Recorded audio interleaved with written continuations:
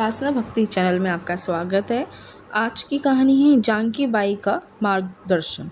शिरडी गांव में जानकी बाई नाम की एक वृद्ध रहती थी जो बहुत ही गरीब थी। वह भिक्षा मांगकर अपना और अपने बेटे का भरण पोषण करती थी।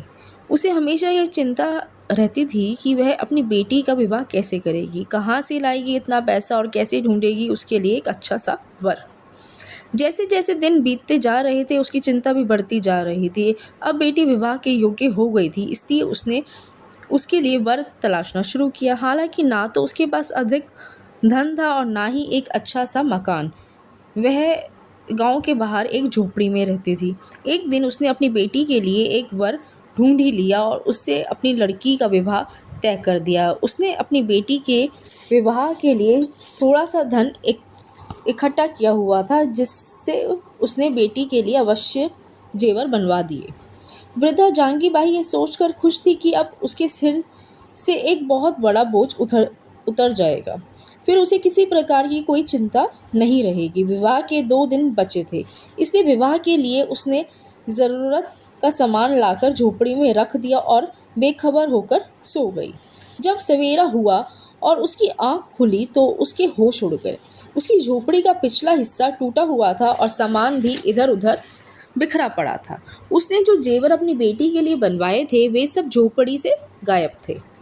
वह सिर पकड़कर जहाँ खड़ी थी वहीं बैठ गई और जोर जोर से रोने लगी।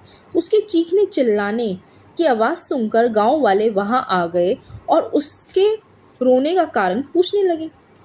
उसने इशारे से बताया कि उसका सारा सामान चोरी हो गया, जो बेटी की शादी के लिए बड़ी मुश्किलों से उसने इकट्ठा किया था। गांव वालों ने उसे बोला कि तुम्हें पुलिस जाकर रिपोर्ट लिखवानी चाहिए। उनमें से एक आदमी बोला, अरे माई, साईं बाबा के पास चली जा, वहीं तेरी समस्या का समाधान हो जाएगा। इस पर जानकी बाई रोती रोती बाबा के पास पहुंची और उनके चरणों में गिरते हुए बोली, हे साईं, मुझ पर अपनी दया दिखाओ, मेरे साथ अन्याय हुआ है। बाबा उसकी बात सुनकर जोर जोर से हंसने लगे। उनके भक्त यह देखकर बहुत हैरान हुए कि सोचने लगे कि एक तो इस बेचारी वृद्धा का सामान चोरी हो गया और ऊपर से साईं बाबा हंसे जा रहे हैं। इस समय तो उन्हें इस बेचारी वृद्धा की सहायता करनी चाहिए। कुछ देर बाद साईं बाबा अचानक चुप हो गए तो सबने मस्जिद में दरवाजे की ओर देखा कि एक छोटे कद का और सांवले रंग का आदमी अपने बगल में एक पोटली दबाए चला जा रहा है। उसने वह पोटली बाबा के चरणों में रख दी और हाथ बांधकर खड़ा हो गया।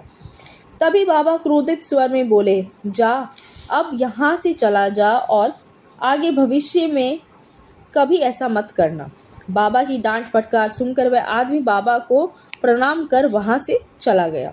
इसके बाद बाबा उस वृद्धा से बोले, हे ले माई, यह रहा तेरा सामान।